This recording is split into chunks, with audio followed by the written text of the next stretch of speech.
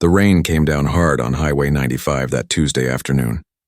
The roads were slick and dangerous. Cars moved slowly through the heavy rain, their wipers working fast to clear the windshields. Traffic was thick because people were heading home from work. Then it happened. A blue sedan lost control on the wet road. The driver hit the brakes too hard. The car started spinning. It crashed into a pickup truck in the next lane. The truck swerved and hit another car. Within seconds, 5 vehicles were involved in the accident. Metal crunched against metal. Glass shattered everywhere. Horns blared. People screamed. The 911 calls started coming in immediately. Within minutes, sirens filled the air. The first fire truck arrived on the scene in less than 8 minutes. A tall black firefighter jumped out of the truck before it even came to a complete stop. He had been doing this job for 15 years. His uniform was clean and pressed. His boots were worn but well maintained. He wore his helmet with pride. He moved quickly but carefully toward the wreckage. His eyes scanned the scene, taking in every detail. He counted the vehicles involved. He looked for smoke or signs of fire. He checked for people who might be trapped. This was what he trained for. This was what he did best. His crew followed behind him.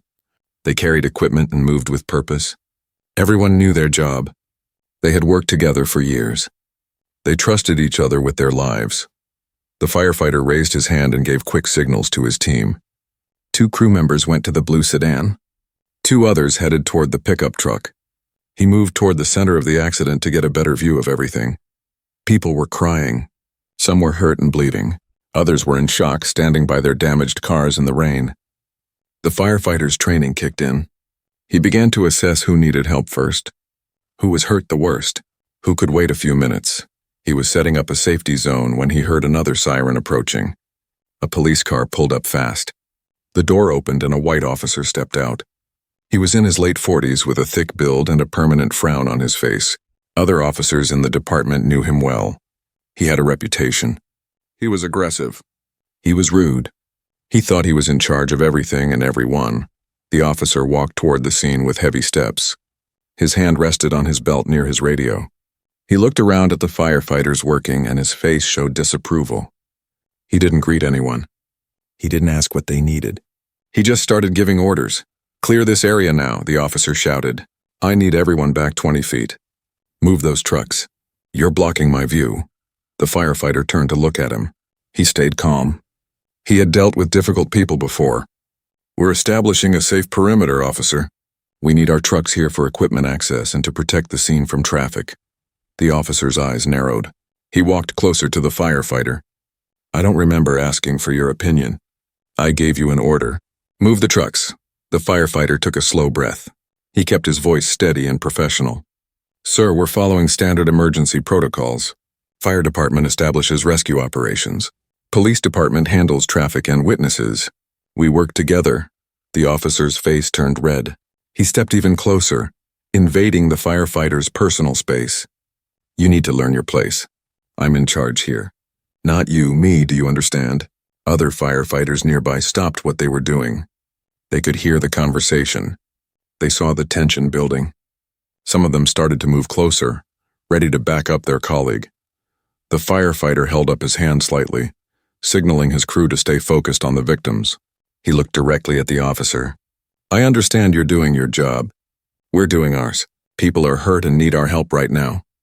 "People like you," the officer said, his voice dripping with contempt. "People who probably got their jobs because of quotas, not skill. I've seen it 100 times. Guys who don't belong in uniform but get to wear one anyway." The words hung in the air like poison. The rain kept falling, but everything else seemed to stop for a moment. The firefighter felt the insult like a punch to the gut. He had worked hard for 15 years. He had saved lives. He had earned every promotion. He had proved himself over and over again, but he didn't respond to the insult. He couldn't, not here, not now. There were people who needed help. People who were hurt and scared. That had to come first. The firefighter's jaw tightened. His hands clenched into fists at his sides. But his voice stayed calm. "We have victims to attend to. We can discuss department protocols later." He turned away from the officer and walked toward one of the crashed vehicles. His heart pounded in his chest. Anger burned inside him. But he pushed it down. He focused on the work, on the people who needed him. Behind him, the officer wasn't finished. "Don't you walk away from me," he yelled. "I'm not done talking to you." The firefighter kept walking. He reached a car where an elderly woman was trapped in the driver's seat. Her door was crushed inward. She was crying and holding her arm. He knelt down beside her window. "Ma'am, I'm here to help you," he said gently. "What's your name?" "Dorothy," she whispered. "My arm hurts so bad." "Okay, Dorothy. We're going to get you out of here safely. Just stay still for me." The officer was still yelling behind him, still making demands, still showing disrespect. But the firefighter blocked it all out. Dorothy needed him. The other victims needed him. That was all that mattered right now. He signaled to two of his crew members. They brought tools to carefully open the car door. The firefighter kept talking to Dorothy, keeping her calm, keeping her focused on his voice instead of her pain.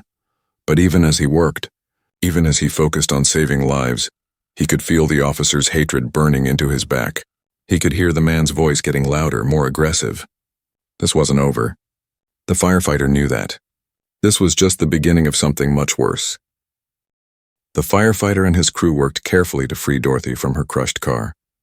They used special tools to pry the door open slowly. Metal groaned and bent as they worked. Finally, the door gave way. They lifted her out gently and placed her on a stretcher. Paramedics rushed over to check her injuries. The firefighter stood up and wiped rain from his face. His uniform was soaked through. Water dripped from his helmet. But he didn't notice. He was already scanning for the next person who needed help. That's when the officer appeared beside him again. The man had been watching him work, waiting for his chance to continue the confrontation. His face showed anger and something else, something darker. "I want to see your credentials," the officer demanded. "Right now." The firefighter turned to face him. "My credentials, why?" "Because I said so. I have the right to verify that everyone on this scene is properly authorized to be here." Other firefighters stopped what they were doing. They stared at the officer in disbelief. This was wrong. Everyone knew it. Fire departments and police departments worked together at accident scenes all the time. Officers didn't demand to see firefighter credentials. It wasn't protocol. It was harassment. The firefighter's partner, a younger man with red hair, stepped forward. "Sir, that's not necessary. We're all properly certified and—" "I wasn't talking to you," the officer snapped. "Stay out of this unless you want problems too." The firefighter put his hand on his partner's shoulder. "It's okay, Danny, I'll handle this." He reached into his jacket pocket and pulled out his department ID and certification card. He held them out for the officer to see. His hand was steady even though anger boiled inside him. The officer grabbed the cards roughly. He studied them for a long time, looking for any excuse to find something wrong. He held them up to the light. He compared the photo to the firefighter's face multiple times. He was making a show of it, trying to humiliate him in front of everyone. "Says here you're a lieutenant," the officer said slowly. "That's a pretty high rank for someone like you." "Someone like me?" The firefighter asked quietly. "You know what I mean. These days, departments hand out promotions like candy. Doesn't matter if you earned it or not. Just matters if you check the right boxes." A woman standing nearby gasped. She was a witness to the accident, waiting to give her statement.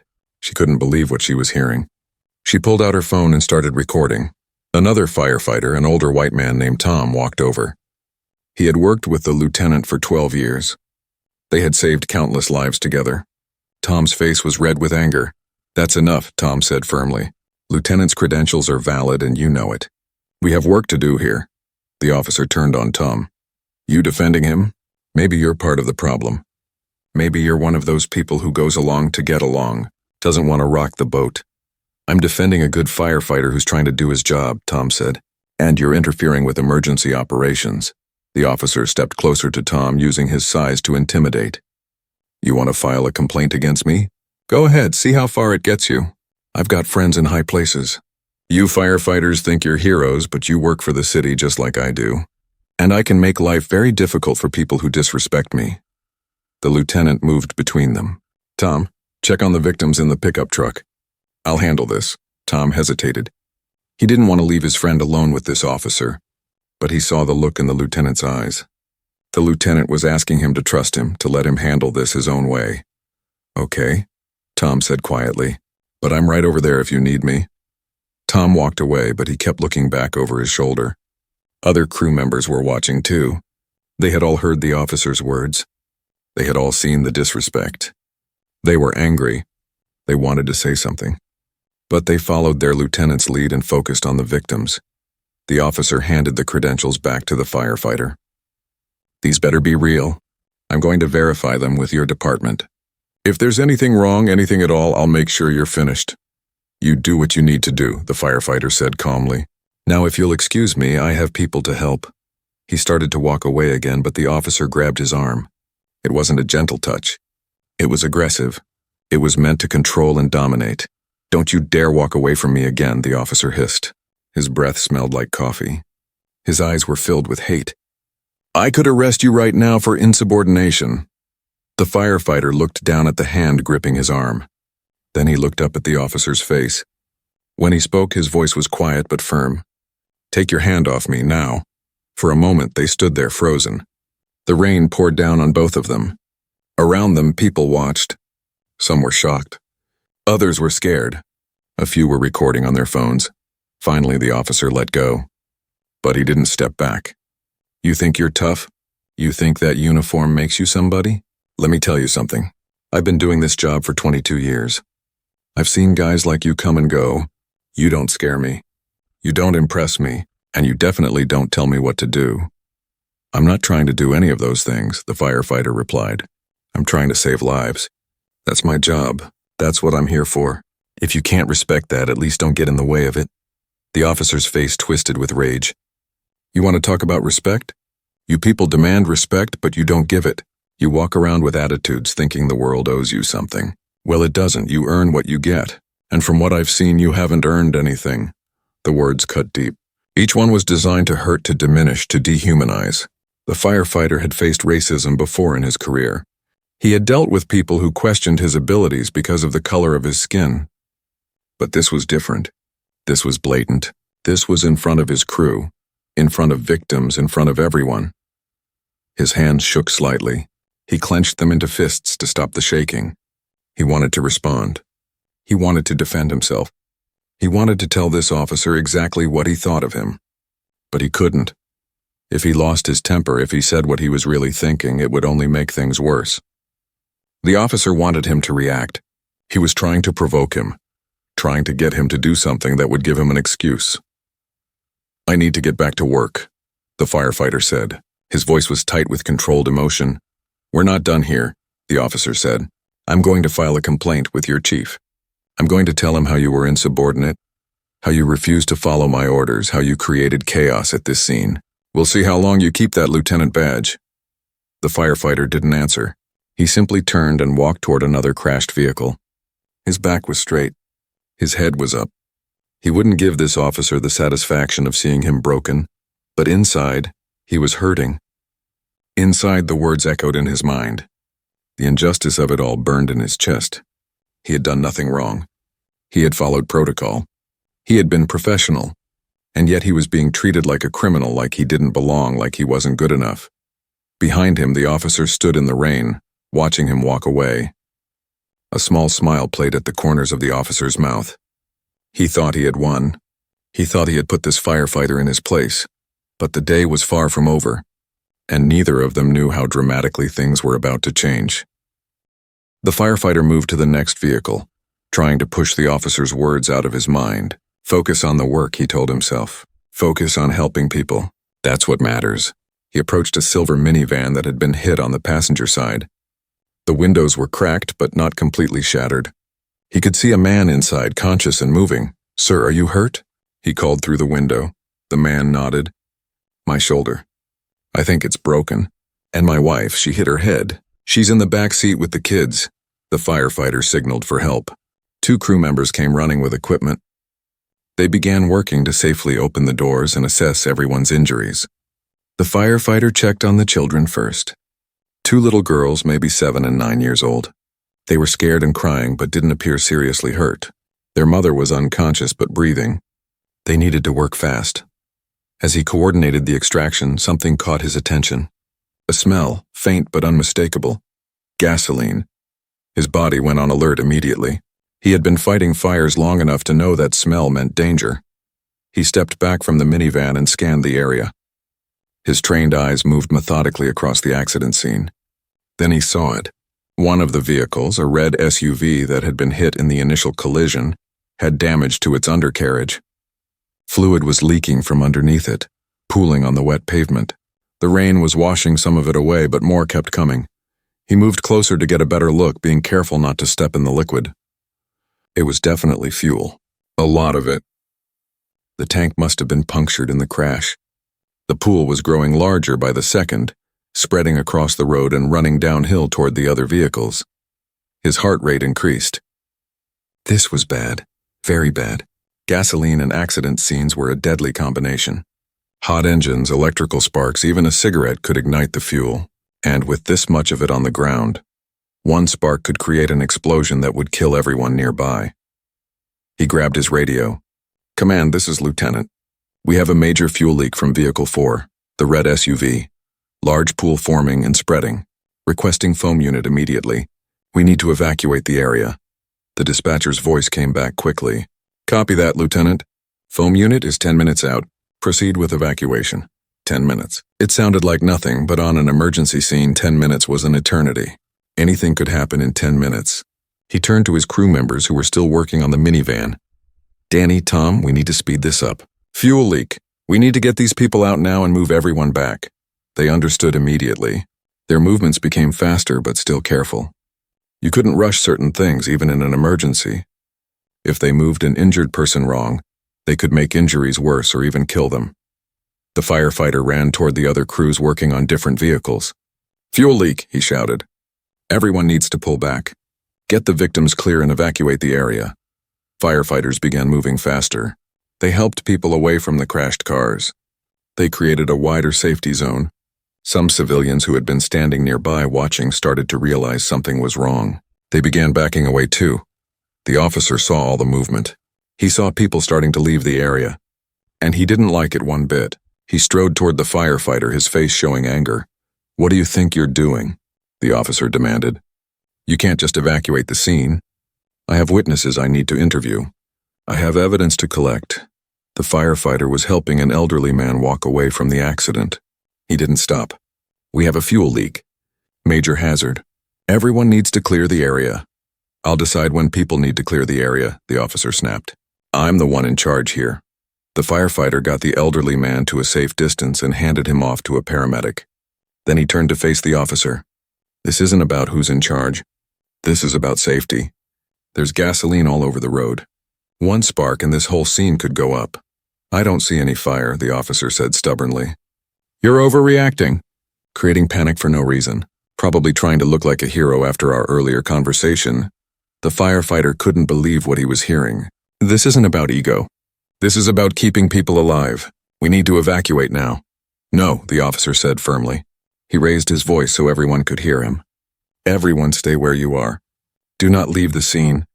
This is a police order. Anyone who leaves before I give permission will be detained." People stopped moving. They looked confused. The firefighters looked at their lieutenant, waiting for guidance. This was an impossible situation.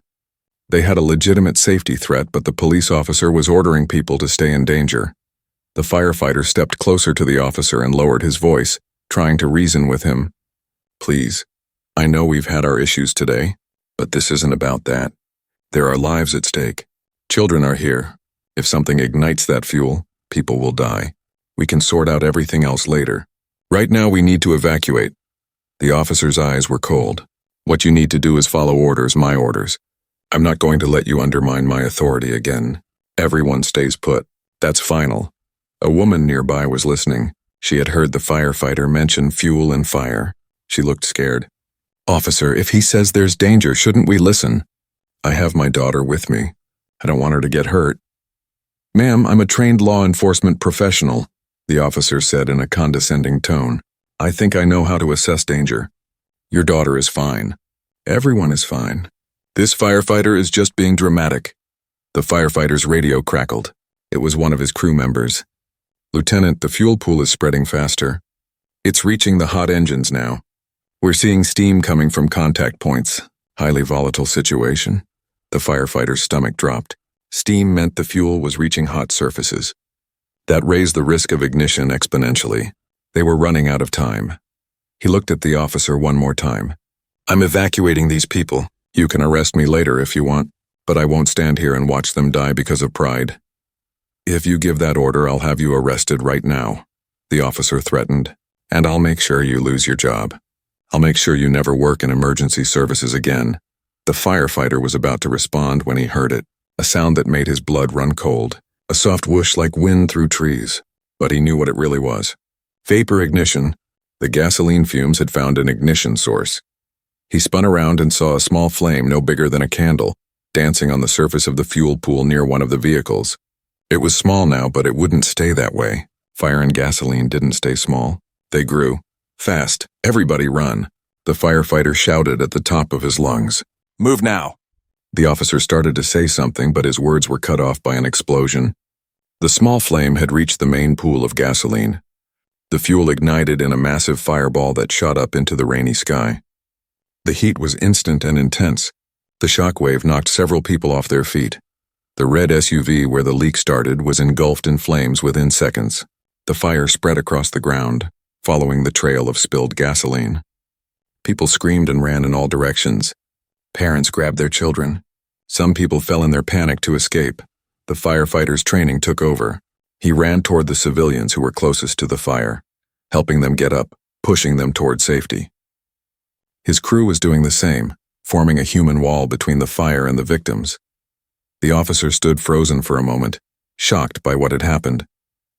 The scene had gone from control to chaos in an instant. He watched the flames spread, watched people running and screaming. His face showed confusion and fear. Then there was a second explosion. Another vehicle caught fire from the spreading flames. This blast was bigger than the first. Debris shot into the air. Twisted metal, burning plastic, glass. It rained down on the scene like deadly confetti. A large piece of the bumper flew through the air and hit the officer in the side of the head. He went down hard, falling backward into a drainage ditch beside the road. His body tumbled down the muddy slope and disappeared into the smoke that was filling the low areas. Chaos erupted across the highway. People ran in every direction, trying to escape the spreading fire. The rain that had been falling steadily all afternoon did nothing to slow the gasoline fire. If anything, the water made it spread faster, carrying burning fuel across the wet pavement. The firefighter worked on pure instinct and training. He grabbed a young mother who had fallen and helped her to her feet. Her toddler was crying in her arms. He pointed them toward the safe zone his crew had established earlier. "Run that way," he shouted over the roar of the flames. "Don't stop. Keep going." She nodded, too scared to speak, and ran. He turned back to the burning vehicles. The heat hit his face like a physical force. Even through his protective gear, he could feel it. His eyes scanned for anyone who might still be in danger. "Danny?" he yelled to his partner. "Status on the minivan family?" Danny's voice came back through the radio. "All clear.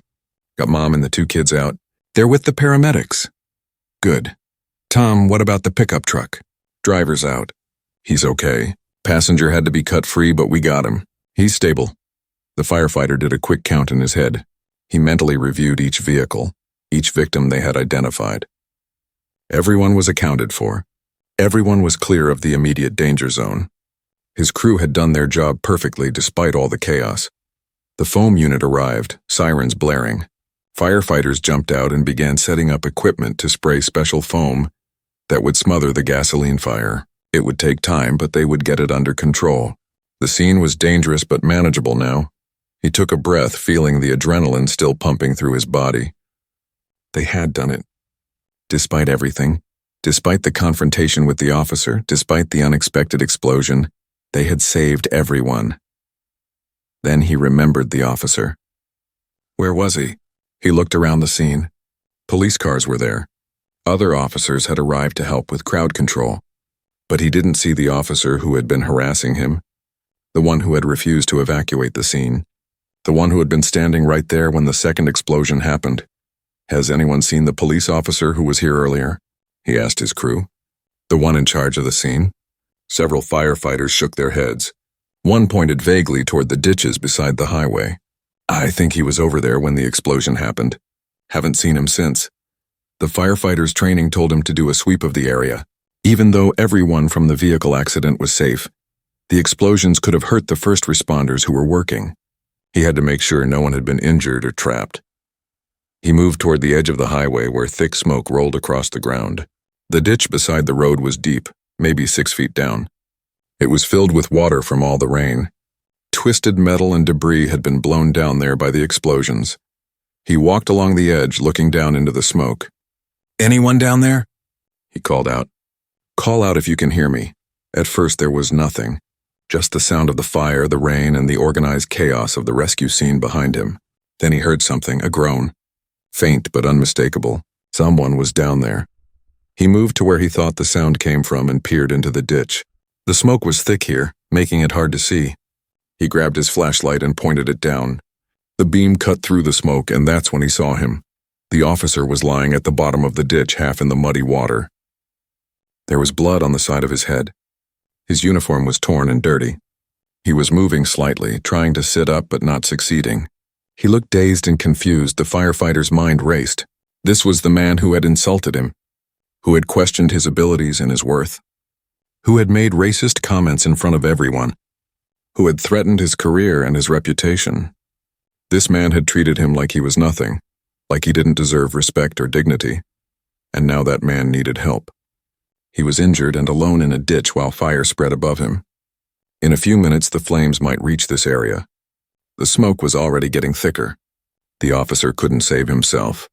He needed someone to help him. The firefighter stood at the edge of the ditch, frozen. Every emotion he had pushed down during their confrontation came rushing back. The anger, the hurt, the humiliation.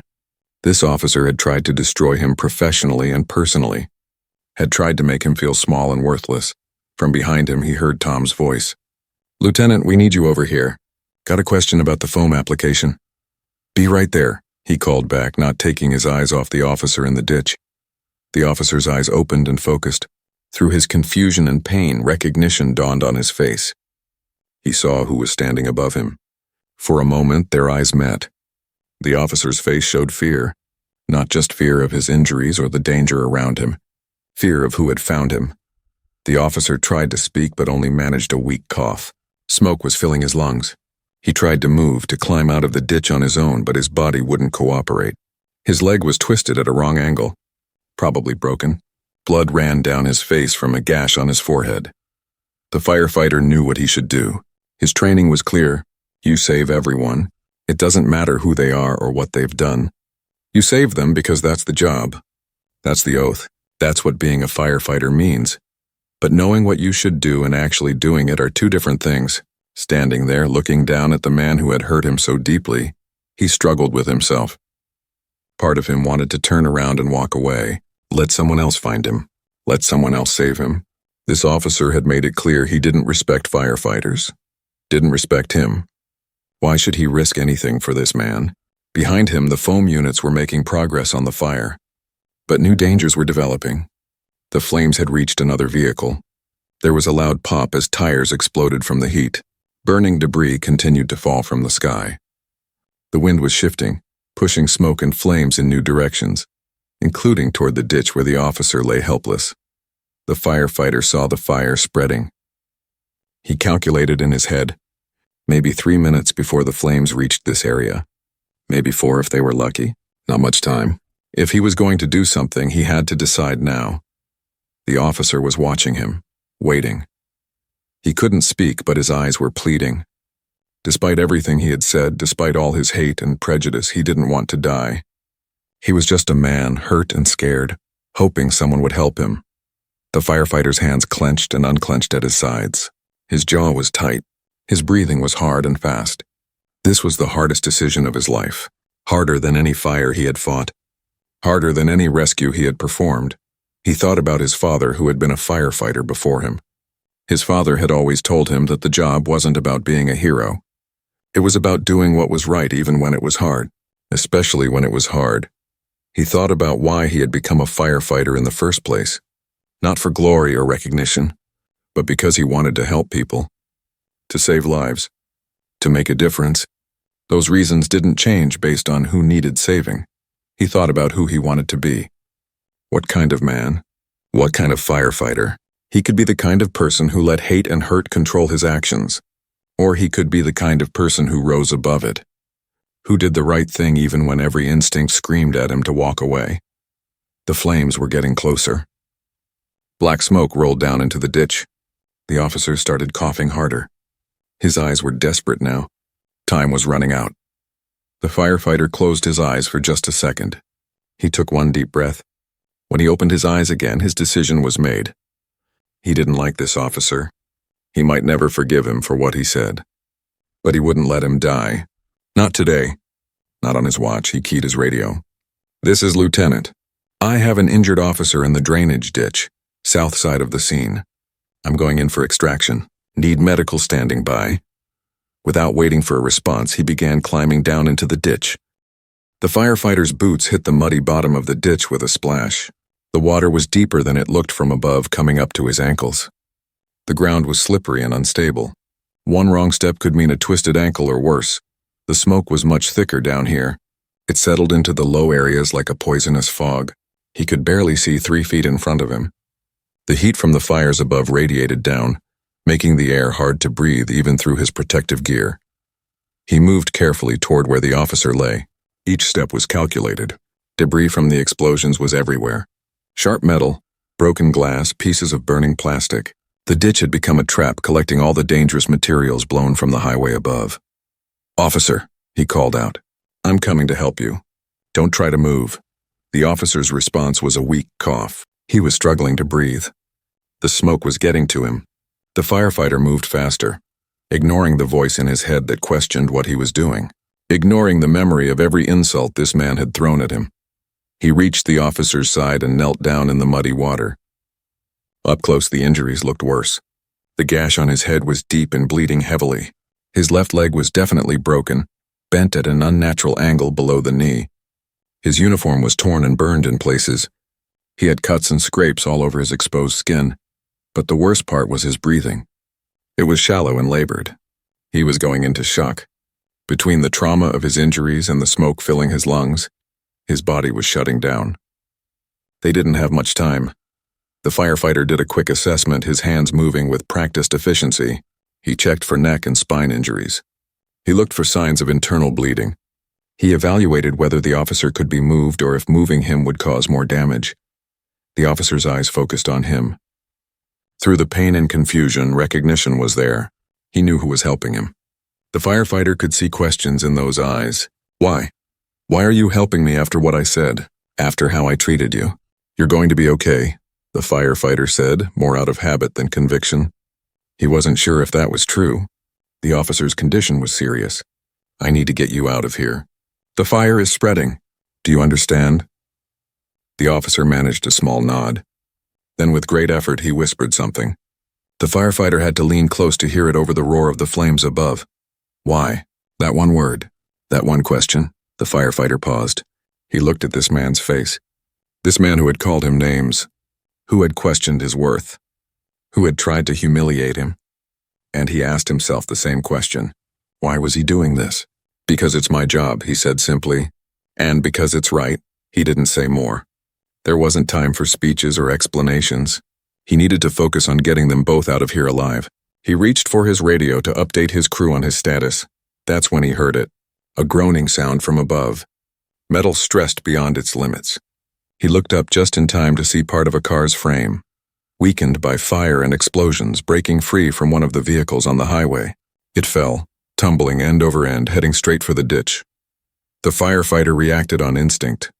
He threw himself over the officer's body, shielding him with his own.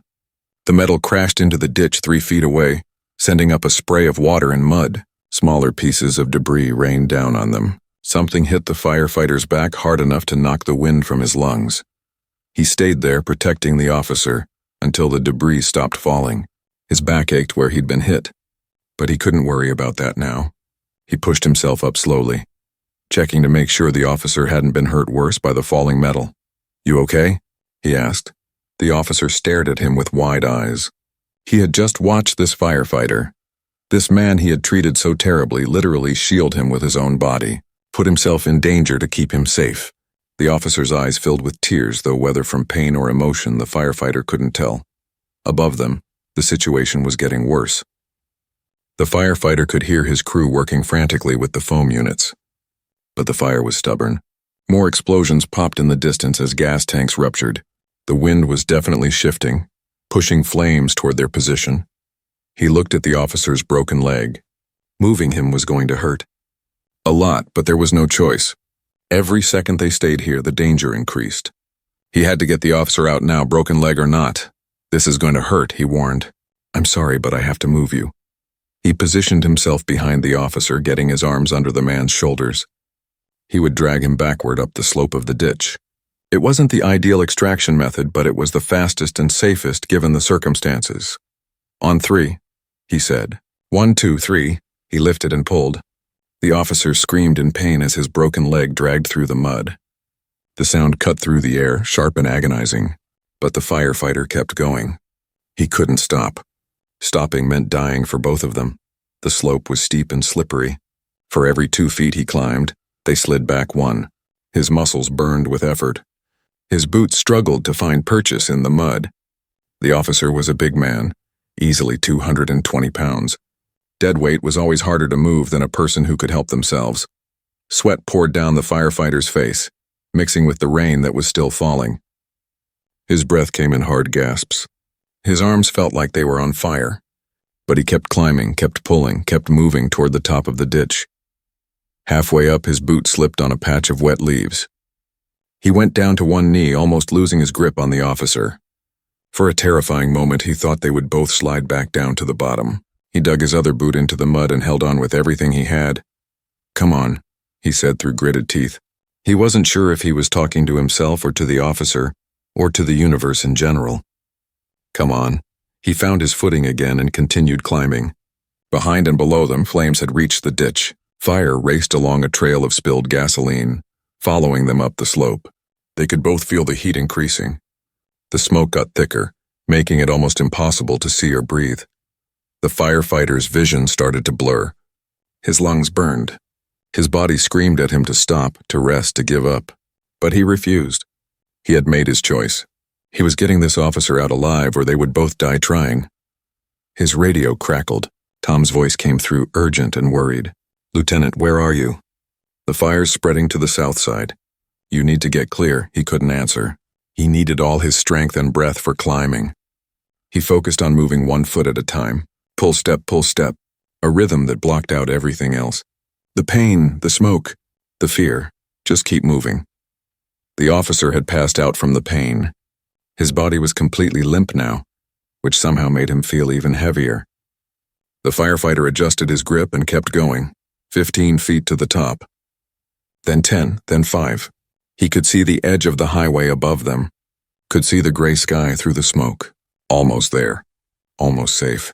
3 feet from the top, he heard another explosion, bigger than the others. The shockwave hit them like a giant hand, threatening to push them back down into the burning ditch. The firefighter flattened himself against the slope, covering the officer again, holding on to mud and grass and anything else he could reach. The explosion passed. He shook his head to clear it and kept climbing. 2 feet, 1 foot. His hand reached the top edge and grabbed onto the pavement of the highway. With one final desperate pull, he dragged the officer up over the edge and onto flat ground. They collapsed there, both of them, on the side of the highway. The firefighter rolled onto his back, gasping for air. His entire body shook with exhaustion. His arms felt like rubber. His legs wouldn't support him even if he tried to stand, but they were out. They were alive. He had done it. Hands grabbed him. His crew had seen him emerge and rushed over. Tom's face appeared above him, looking worried and relieved at the same time. "You crazy idiot," Tom said with tears in his eyes. "You scared the hell out of us." Paramedics pushed in, taking over the officer's care. They loaded him onto a stretcher and began treating his injuries. An oxygen mask went over his face. V-lines were started. They worked with focused intensity. The firefighter let his crew help him to his feet. His legs wobbled but held. He was battered and exhausted, covered in mud and blood and smoke, but he was okay. He had survived.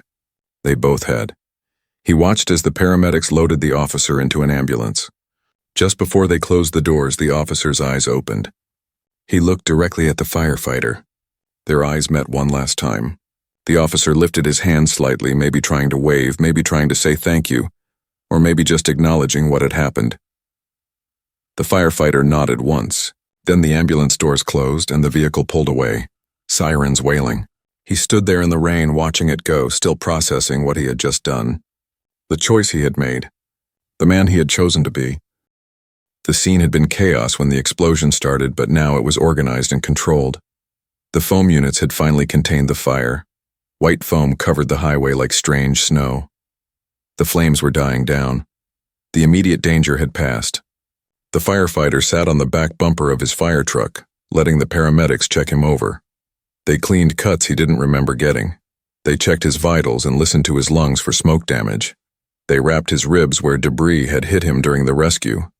"You're lucky," the young paramedic said. "Could have been a lot worse. Those ribs are probably just bruised, not broken. But you should still get x-rays at the hospital to be sure." "I'm fine," the firefighter said. "Just tired." "You're not fine," Tom said, standing nearby with his arms crossed. "You went into a burning ditch and dragged a 200-pound man up a muddy slope while explosions were going off. Then you shielded him with your own body when debris fell. That's not fine. That's insane." The firefighter managed a weak smile. "Just doing my job. Your job doesn't include saving people who treat you like dirt," Tom said quietly. He sat down next to his friend. "I heard everything that officer said to you. We all did. He was out of line. Way out of line. And you still saved him." The firefighter was quiet for a moment, looking at his muddy boots. "What was I supposed to do? Let him die?" "Some people might have," Tom said honestly. "I'm not saying it would be right, but I'd understand if you had walked away, called for help and let someone else handle it. No one would have blamed you. I would have blamed me," the firefighter said. "I didn't become a firefighter to pick and choose who deserves to be saved. That's not how it works. You save everyone, or you save no one." Tom shook his head in amazement. "You're a better man than me." Danny, the younger firefighter, came over holding a bottle of water. "Here, Lieutenant. You need to hydrate." "Thanks, Danny." He took the water and drank deeply. His throat was raw from smoke. The cool water felt good going down. "Is it true?" Danny asked. "About what that officer said to you?" The firefighter nodded slowly. "Yeah, it's true." "That's messed up," Danny said. His face showed anger. "He had no right. You're one of the best firefighters I've ever worked with. You taught me everything I know. And he treated you like that because of your skin color? That's not okay." "No, it's not okay," the firefighter agreed. "But that doesn't mean I leave him to die." Other crew members were gathering around now. They all wanted to check on their lieutenant. They all wanted to express their support and their outrage at what had happened. The fire chief arrived on scene, a tall woman with gray hair and sharp eyes. She made her way through the crowd to the firefighter. "Lieutenant," she said. "Glad to see you're okay. I've been briefed on the situation, the rescue, and the incident with the police officer before the explosions." He stood up, despite his exhaustion. "Chief." "Sit down," she ordered gently. "You've been through enough today." She turned to the gathered crew. "Everyone back to work. Let's finish securing this scene and get these people the help they need." The crew dispersed, though Tom stayed close enough to hear. The chief sat down next to the firefighter. "Several people recorded what happened," she said. "The officer's comments to you. Your professionalism in response. The evacuation order that he countermanded, and your rescue of him from the ditch. It's all on video." The firefighter hadn't even thought about cameras. In the moment, he had just been focused on doing his job, on saving lives. "The videos are already spreading online," the chief continued. "Local news stations are asking for interviews. This is going to be a big story." "I don't want to be a story," he said quietly. "I just want to do my job." "I know," the chief said, "but sometimes we don't get to choose when our actions speak louder than words. What you did today, both professionally during the emergency and morally during that rescue, that says something important. About you. About this department. About what we stand for." "He'll probably still file that complaint," the firefighter said. "He threatened to try to get me fired." The chief smiled. "Let him try. I'd like to see him explain to my superiors why he thinks a firefighter who saved his life should be fired. Besides, we have documentation of everything. The videos, witness statements, his interference with emergency operations.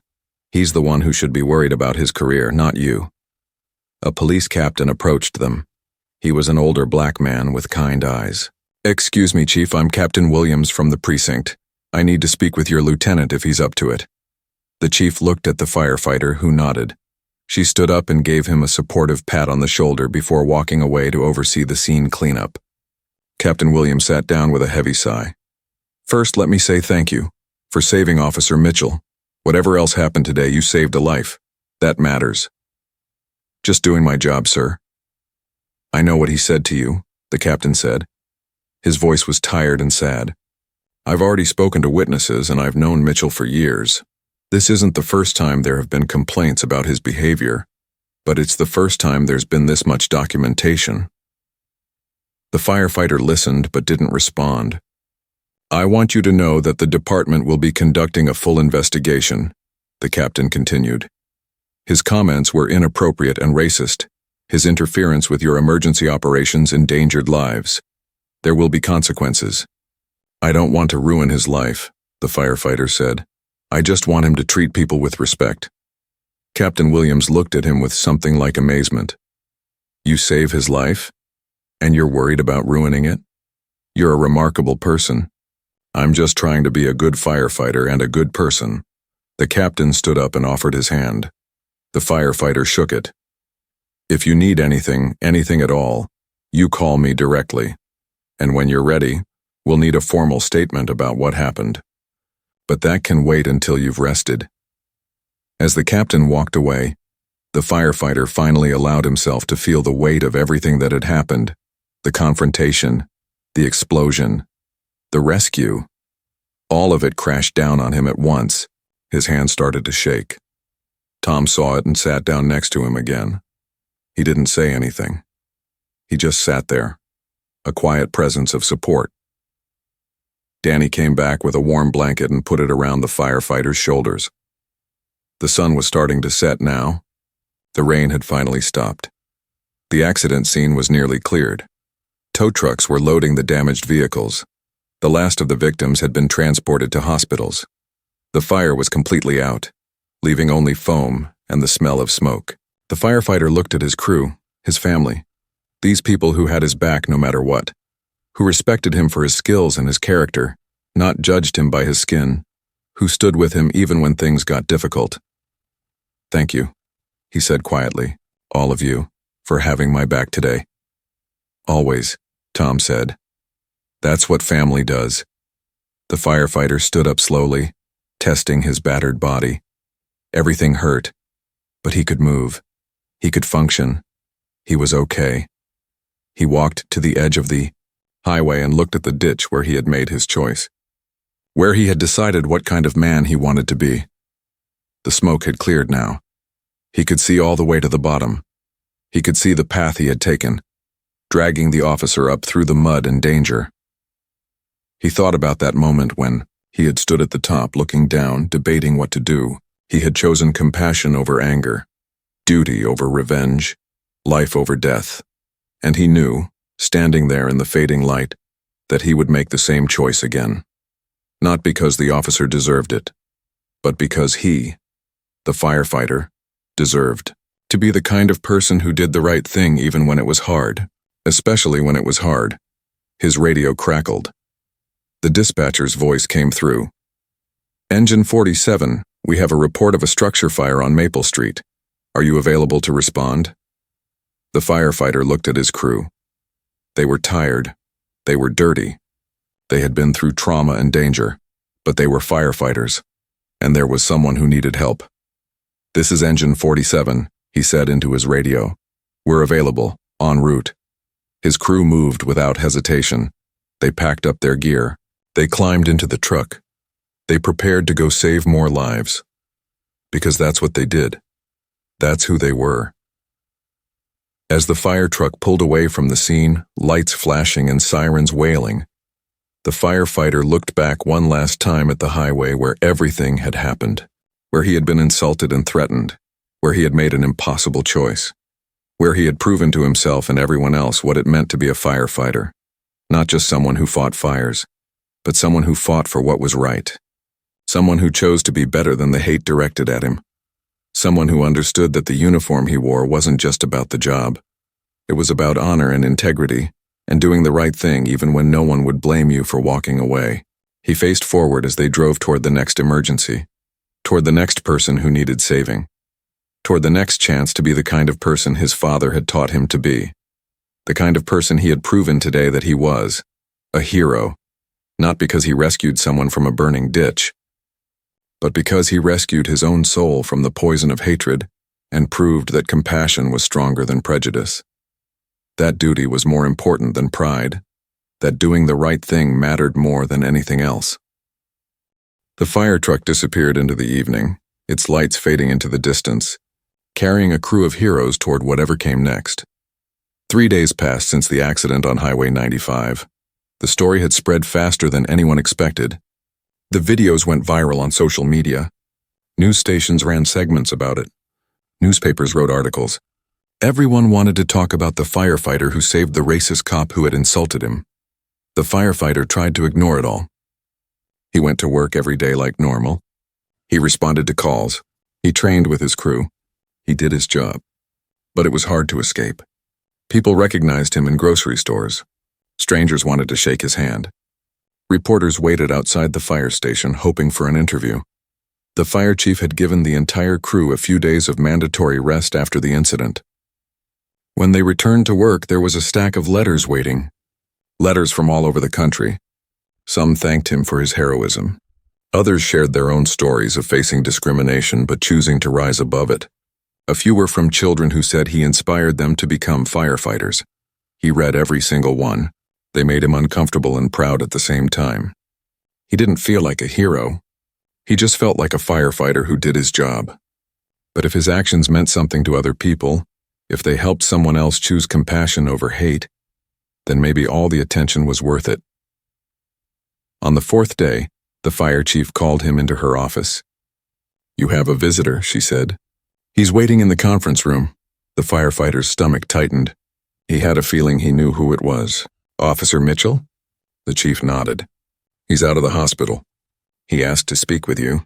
You don't have to if you don't want to. I can send him away." He thought about it. Part of him wanted to say no. He didn't owe this man anything. He had already saved his life. What more could he be expected to give? But another part of him was curious. What did the officer want? What could he possibly say after everything that happened? "It's okay," he said. "I'll talk to him."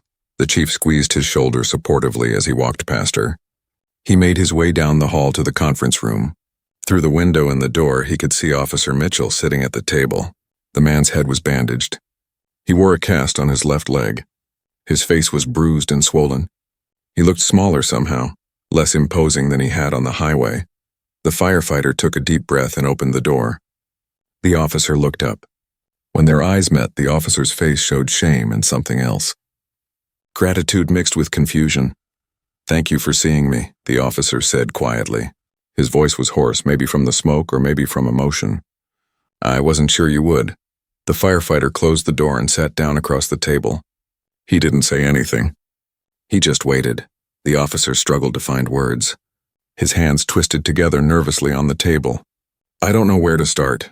I've been lying in that hospital bed for 3 days trying to figure out what to say to you, and I still don't have the right words. Why are you here?" the firefighter asked. His voice was neutral, not hostile, but not warm either. "To say I'm sorry," the officer said, "and to try to understand. Why did you save me? After everything I said to you, after how I treated you, you could have walked away. You should have walked away, but you didn't. You risked your life to save mine. Why?" The firefighter was quiet for a long moment. He looked at this man who had caused him so much pain, who had questioned his worth as a human being, who had tried to humiliate him in front of everyone, and he saw something he hadn't seen before. He saw a broken person, not just physically broken from the accident, but broken inside, someone who carried hate and fear and used them as weapons against others. "Because that's what we do," the firefighter finally said. "We save people, not because of who they are or what they've said, but because it's right, Because every life has value, even when that person doesn't see the value in others. The officer's eyes filled with tears. I don't understand. I treated you like garbage. I said terrible things. Racist things. I tried to get you fired. And you still saved me. What did you want me to do? Let you die? I don't know, the officer said honestly. But I know that's what I deserved. For the things I said. For the way I've treated people like you my whole career. For the hate I carried in my heart. I deserve to be left in that ditch. Maybe, the firefighter said. But I'm not the one who decides what people deserve. I just decide what kind of person I want to be. And I want to be someone who chooses life over death. Who chooses compassion over hate. Who does the right thing even when it's the hardest thing. The officer wiped his eyes with his hand. I've been a police officer for 22 years. I thought I knew what it meant to wear a uniform. To serve and protect. But I was wrong. I wasn't serving anyone but my own ego. My own prejudices. My own fear. Why are you afraid? The firefighter asked. The question seemed to surprise the officer. What? You said your own fear? What are you afraid of? The officer was silent for a long time. When he finally spoke, his voice was barely above a whisper. Change, I'm afraid of change. I grew up in a different time. In a different world. Where things were simpler. Or at least I thought they were simpler. And as the world changed around me, instead of growing with it, I dug in. I held on to old ideas and old prejudices. I told myself I was protecting something important. But really I was just afraid. Afraid of what? Of being irrelevant. Of not mattering anymore. Of a world where people like me aren't automatically in charge just because of the color of our skin. So I lashed out. I used my badge and my authority to make myself feel powerful. To put other people down so I could feel lifted up. And I told myself it was justified. That I was just being tough. Just maintaining order. But I was really just being cruel. The firefighter listened. He didn't interrupt. He let the officer speak his truth. When I woke up in that hospital, the officer continued, and they told me you saved my life. I didn't believe it at first. I thought they made a mistake. I thought it must have been someone else. Because why would you save me? But then I saw the videos. Everyone saw the videos of what I said to you, how I treated you. And then of you carrying me out of that ditch, shielding me with your own body, risking everything for someone who had done nothing but hurt you. He looked directly at the firefighter. You showed me what real strength looks like. What real courage is. It's not about carrying a gun or having authority. It's about choosing to be better than your anger. Better than your hurt. Better than what other people think you should be. The firefighter felt something loosen in his chest, a tension he had been carrying since the highway. I didn't do it to teach you a lesson. I did it because it was right. I know, the officer said, which makes it even more powerful. You didn't save me to prove a point. You saved me because that's who you are. That's what your uniform means to you, service, real service. Not the kind I pretended to give while I was really just serving myself. What happens now? The firefighter asked. The officer sighed. I'm on administrative leave. There's an investigation into my conduct, into the things I said and did. I'll probably be suspended, maybe fired. I don't know. Part of me thinks I should just quit, save everyone the trouble. Is that what you want? I don't know what I want. I know what I need to do. I need to change. I need to be better. I need to deal with the hate I've been carrying around. The prejudices I learned and never questioned. The fear that made me lash out at people who didn't deserve it. The officer reached into his pocket and pulled out a piece of paper. He slid it across the table. I wrote this. It's a public apology. I'm going to release it to the media. I'm going to own what I did, take responsibility, and commit to doing better. The firefighter picked up the paper and read it. It was honest and raw. The officer didn't make excuses. He didn't try to justify his actions. He simply acknowledged the harm he had caused and committed to change. That takes courage, the firefighter said, sliding the paper back across the table. It's the least I can do. It doesn't fix what I said. It doesn't erase the pain I caused. But it's a start. And I'm going to therapy, real therapy, to work on the issues that made me this way, to understand where this hate came from and how to let it go. The firefighter nodded. That's good. Change is possible. But it's not easy. I'm learning that, the officer paused. Can I ask you something? Sure. How do you do it? How do you face people who hate you and still choose kindness? How do you rise above it? The firefighter thought about his answer carefully. My father was a firefighter. He faced the same kind of hate I face, maybe worse. He told me that hate is like fire. If you feed it, it grows. If you let it consume you, it destroys everything. But if you refuse to give it fuel, if you meet it with water instead of gasoline, eventually it burns out. Water instead of gasoline, the officer repeated quietly. You can't control what other people say or think about you. You can only control who you choose to be. Every day is a choice. Be angry or be better. Feed the hate or starve it. I choose to be better. Even when it's hard, especially when it's hard. The officer wiped his eyes again. I don't deserve your forgiveness. No, you don't, the firefighter agreed. Not yet. Forgiveness isn't automatic. It's earned. Through actions, not words. Through real change, not just promises. But I believe people can change. I believe you can be better than you were. I want to be, the officer said. I really do. The firefighter stood up. Then prove it. Not to me, to yourself, to everyone you've hurt with your hate. Be the kind of officer who really serves and protects all people, not just the ones who look like you. He walked to the door and paused with his hand on the handle. He looked back at the officer one more time. That uniform you wear, it's supposed to stand for something. Justice, protection, service. Think about what those words really mean. Think about whether you've been living up to them, and then decide what kind of officer you want to be. What if I can't change? The officer asked. What if I'm too old? Too set in my ways? Then you'll stay who you are. And that's a choice too. But I don't think you came here just to apologize. I think you came here because you want to be different. You saw what real service looks like and it showed you what you weren't. Now you have to decide if you're going to do something about it. The firefighter opened the door. Before he left, he added one more thing. Maybe you should think about why you really became a cop in the first place. Before the fear, before the hate. What made you want to wear that uniform? Find that again. Build from there. He walked out, leaving the officer alone with his thoughts. As he walked down the hall back to the crew quarters, he felt lighter. The conversation had been difficult but necessary. He had said what he needed to say. Now it was up to the officer to do the work. Tom was waiting in the common room. How'd it go? As well as it could, I guess. He apologized. Said he wants to change. You believe him? The firefighter shrugged. I believe he wants to change. Whether he actually does the work, that's up to him. But at least he's trying. That's more than some people do. Danny came in carrying a box. Lieutenant, more letters came. And someone sent flowers, the firefighter smiled. Give the flowers to the station secretary. And put the letters with the others. I'll read them later. There's also this, Danny said, pulling out an envelope. It's from the mayor's office. Looks official. The firefighter opened it and read the letter inside. His eyes widened. They want to give me a medal. A ceremony at City Hall. That's amazing, Tom said. You deserve it. I don't need a medal. I was just doing my job. You were doing more than your job, a voice said from the doorway. The fire chief stood there with a proud smile. You were showing an entire city what it means to be a hero.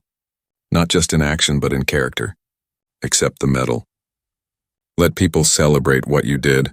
The world needs more examples of choosing right over easy. The firefighter looked at the letter again. He thought about everything that had happened. The hate he had faced. The choice he had made. The life he had saved. The attention that followed. All of it. Okay, he said finally. I'll accept it. But only if my whole crew gets recognized too. We were all there. We all risked our lives that day. The chief smiled wider. I already told the mayor's office the same thing. You're a good leader. You know it's never about one person. It's about the team. That evening, as the sun set over the city, the firefighter stood on the roof of the fire station. He looked out at the streets below, at the buildings and homes they protected. Somewhere out there was Officer Mitchell, hopefully beginning his journey toward change. Somewhere out there were people who had watched the videos and maybe learned something about compassion. Somewhere out there were kids who might choose to become firefighters because they saw what real heroism looked like. He thought about his father, who had taught him that being a firefighter wasn't about fighting fires. It was about fighting for what was right. About being the kind of person who chose to help rather than hurt. Who chose understanding over judgment. Who chose life over death even when death seemed easier. The alarm bells rang inside the station. Another call. Another emergency. Another chance to serve. The firefighter smiled and headed for the pole. This was his life. This was his calling. And he wouldn't change it for anything in the world, because he knew who he was. He was a firefighter, and that meant something. Not because of the uniform he wore or the equipment he carried, but because of the choices he made. Every single day. To be better. To do better. To save everyone because everyone mattered. Even the people who didn't think he mattered. Especially them. Because maybe, just maybe, showing them compassion instead of hate could change them. Could make them better. Could stop the cycle of prejudice and fear. He slid down the pole and ran to the truck. His crew was already there, ready to go. Ready to save lives. Ready to be heroes. Not for glory or recognition, but because that's what they did. That's who they were. And as the fire truck pulled out of the station, sirens wailing and lights flashing, the firefighter knew one thing for certain. He had made the right choice. On that highway, in that ditch, in that moment when everything hung in the balance, he had chosen to be the person his father taught him to be. The person his uniform represented. The person the world needed more of. Someone who understood that real strength isn't about power or authority.